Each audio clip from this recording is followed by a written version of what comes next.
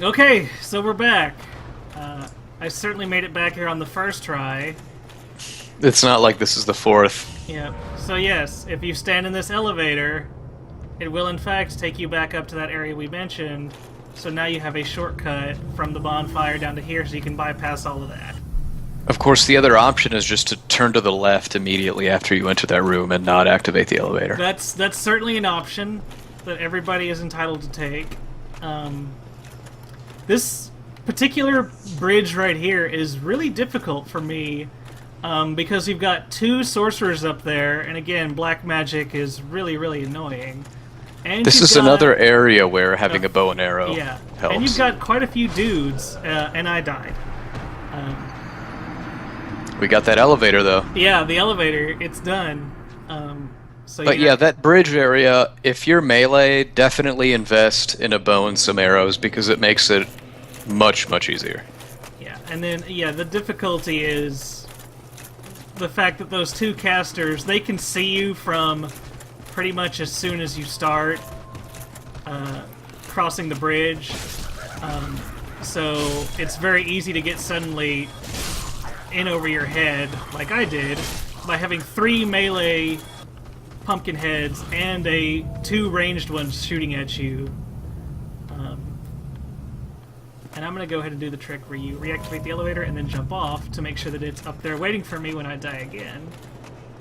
One of the tricks that you can do, and the problem is that you've got these two guys on either side of you, ready to flank you as soon as you come down into this little pit area.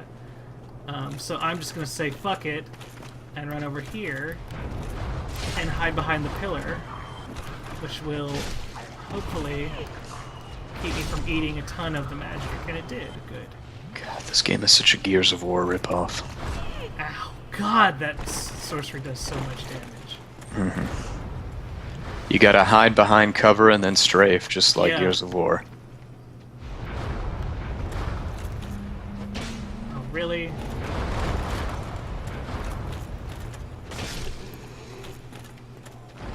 Okay, we're good. I feel like we're back in Demon Souls with the no poise. Yeah.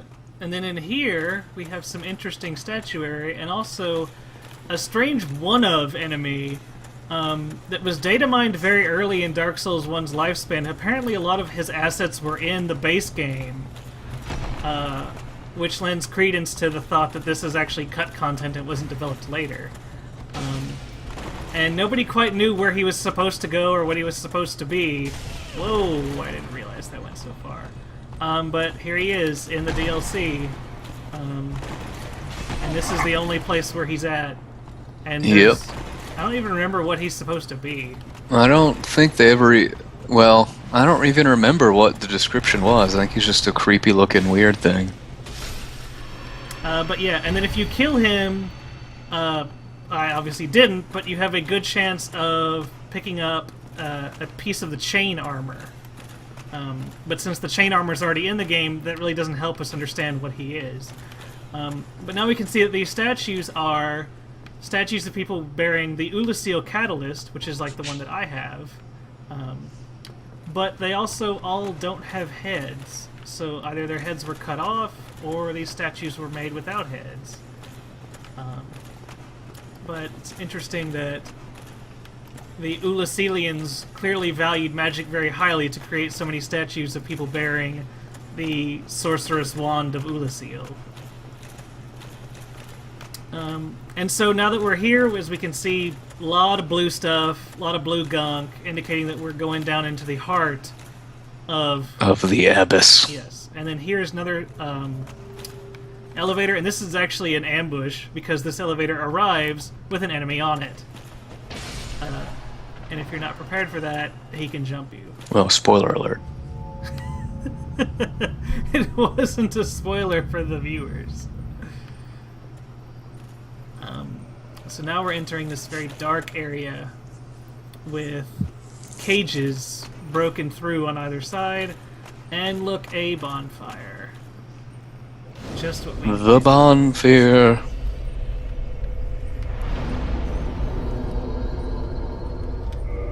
And I guess I'm gonna go human, because that's the rule that I haphazardly enforce on myself. That is the rule. And this area we're going into is the Abyss. And so like the Abyss at the bottom of New Londo, it's just pitch black dark in here. Luckily we have a cast light spell that's going to brighten things up for us a bit. And I think there are hidden passageways here. I think there's, one or two. Because the one where Sif is huddled around the shield is, I think, a secret one. And there's a crystal lizard that was really not paying attention. In this area, there's these little, if you don't have the light spell, there are some of the prism stones just scattered about by somebody that give you an indication of a safe direction to go. Also, there's still enemies down here, and they're still annoying. Yep. And somewhere over here there is a sorcerer enemy. He's going to start taking pot shots at me. Somewhere.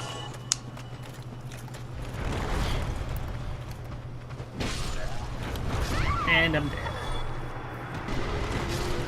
And I'm dead again. Okay, fuck it.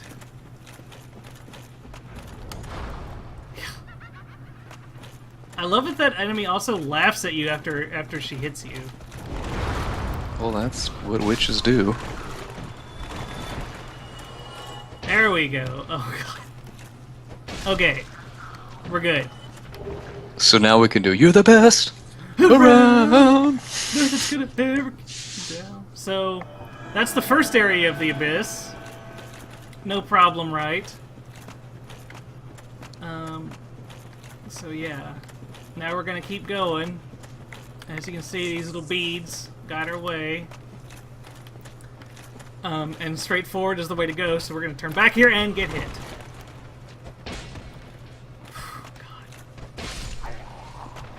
Can't wait till I get there. It's really sweet. You're gonna like it when you get there. And then we get to this point, and all of a sudden we see things. Stuff. Well, no, just like strange creatures shaped sort of like humanity itself. Just large humanities. Yes, if we head down here. And for those of you wondering, yes, they do all mob rush you and you gotta fight them. But they actually don't really do a lot of damage. They're not particularly dangerous. It's really much sort of the psychological effect of being surrounded by these creatures. And there's more of that son of a bitch. Well, you didn't have to go down that way. Like, you could have Yeah, anyway. just down the other way. You go over here. That's a secret floor that was actually nice enough to not kill me when I fell through it, which good on them. And here we see a cat. But where else Looks a lot like an old friend of ours. Indeed. Where have we seen this cat creature before? And where, pray tell, is it leading us? And it goes that way, so we're going to go down here first. And there are items scattered about around these parts. I don't really care about any of them. They are there, though. Yeah. That's for certain. This path leads you back to this item, which is a humanity. And instead, we're going to keep going this way, where, wow, these little humanity dudes are really persistent. They sense that you have what they once were. Yes. So instead, we're going to follow this cat. It's going to lead us to a doorway with another elevator that takes us up that we don't need because the actual secret isn't the doorway.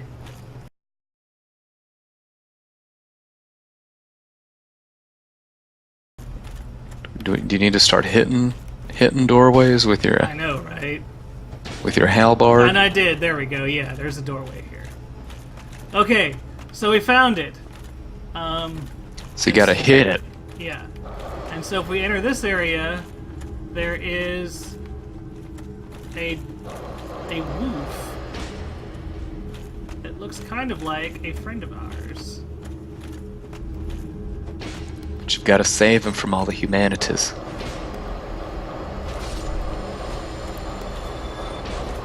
Hey, Steve. What's up, buddy? And you'll see him holding Artorias' sword, so I'm not sure what sword he was fighting us with. Yep, and so if you kill all of the humanity here and then go to meet him, he will howl and vanish and leave behind the Cleansing Great Shield, which is one of the types of Great Shields that's based on Artorias' Great Shield. So that was Sif, our good buddy. And he is here because this is where Artorias went into the Abyss, and Sif was his faithful companion who went with him, but then was apparently left behind here and guarded by the Cleansing Great Shield, while Artorias went deeper in, and subsequently bad stuff happened to him. He was tainted by the Pet Cemetery. Yes, the Pet Cemetery. That's what the Abyss really is. That makes sense. And now I gotta find my way back out. It's gonna be fun. No, Cleansing Great Shield actually the other is way. Yeah, I know. You gotta go up and then... I know. I've already done it. Oh, well. I haven't seen that happen yet. So, anyway, this kicks us back out right here, where we see a lot of prism stones on this bridge to indicate we need to head down this bridge. This very dark bridge. And eventually... Isn't there another hidden door maybe it's down here. Do you see Dusk anywhere here? Am I making that up? You see her after you kill the boss. Oh, okay. That's what I meant. There is another hidden door in here. And then, oh look, there's the boss door. But yeah, I believe there is another hidden door in this area. Again, I almost never bothered to explore this area. Because there's really not anything in it that I desperately need. But there is a white slab here. If you're into making divine weapons, or I guess occult weapons, it's useful. There is a white slab here, meaning that there are 2 white slabs in the game. Whereas most of them you only have 1. So you come down here, circle down here, and I'm gonna take care of these humanities. See if there's anything else hidden around here. I don't think there are any other doors. There is a Soul of a Hero. But through this door, obviously, there's the boss. And this boss is actually interesting in that if you stand on this platform and get your angle just right, you can actually see him down below. I don't know if I can do it. But you are able to see him through the darkness down below waiting for you. And if you have arrows, you can actually shoot him from up here, although I don't think you can kill him. There he is. You can just make out the eyes right below the boss fog waiting for us.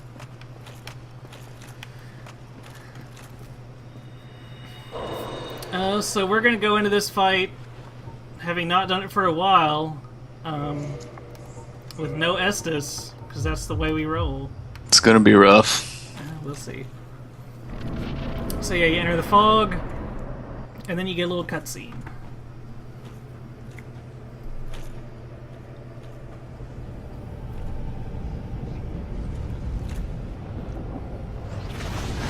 And oh no!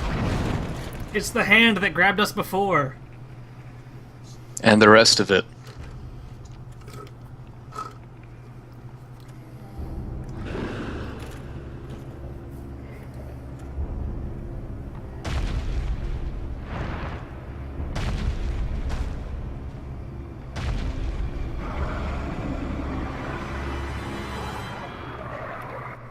So yeah, this is Manus, the father of the Abyss.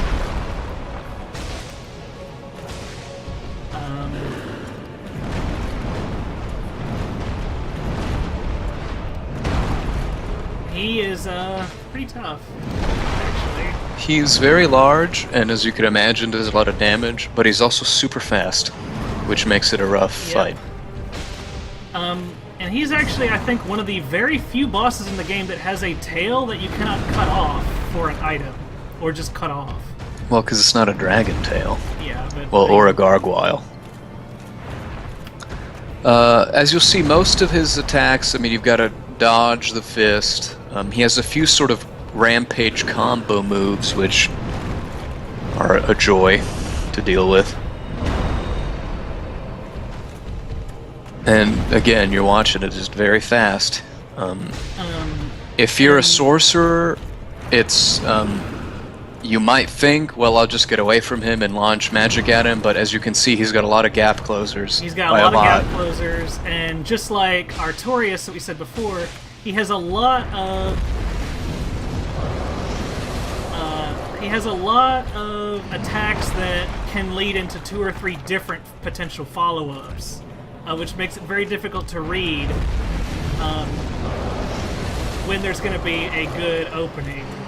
The main attack that you should look out for is just the straight-up fist attack he does, which kind of like, once he hits the ground, he's still for a little bit, and that's pretty much the best attack after which you can hit him. I would tell you when it happens, but it's like 20 seconds at a time. And as Dave showed you a couple times, when he does these sort of AoE Abyss attacks, pop that pendant. Pretty much anytime you see him lining up to do a spell, that spell is a very large AoE that you really do need to use the pendant for. And if this is your first time playing, I mean, you'll probably need to fight him a few times to get the patterns down and the timing down. With familiarity, like all the bosses, he gets easier, but I mean, he is not easy. He's one of the harder bosses in the game. And he has lots of different attacks, different combos. Also, the fact that I don't have any Estus really isn't helping me here. Well, you've got that humanity. I do. If you were human, you could summon Sif. Yes, you can actually summon our good friend Sif for this fight.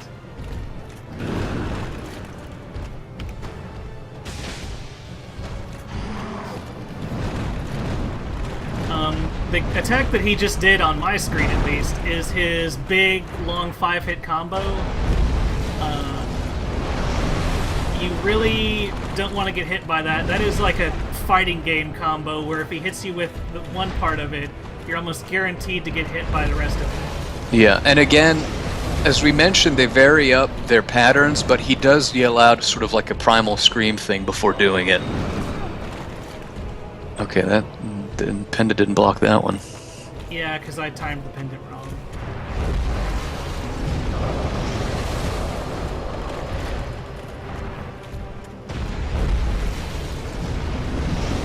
And I timed it wrong there too. That AoE one is a pain to figure out. Yeah. This is just comical. This is this is like the most brunt force way to beat this boss. Just pop that humanity. It's not an easy fight. I don't think you can use the pendant on that one. Like, I think it's only the rain. Okay, he's dead. Yeah, no, you can use it if you time it exactly right. Oh. Those orbs that all come out and then fly into you will stop it. Well, or you could just... Well, anyway. Yeah, so we get the Soul of Manus for killing him, and 10 humanity. And then, oh look, it's Dusk. Again. Making this the second time that we have saved her. But she probably won't remember this time because she doesn't seem to remember much of anything. So while we're here... She's just a very confused young woman. Read the Soul of Manus, the father of the Abyss. This extraordinary soul is a viscous, lukewarm lump of gentle humanity. So, as we could see, that he was once human, and that the broken pendant belonged to him, which is how he knew to grab us and bring us into this world. But aside from that, it doesn't really reveal a lot. I think the items you make from his soul can reveal some things. Well, I think isn't he allegedly supposed to be the pygmy? Yes, that is the prevailing theory, is that he is the furtive pygmy, the actual original holder of the Dark Soul. I don't think there's anything that straight up confirms that, because again, it's Dark Souls and nothing is straight up confirmed. Right. I just think, like, the online and stuff, it's sort of the generally Yeah. most believed theory is that he is the pygmy.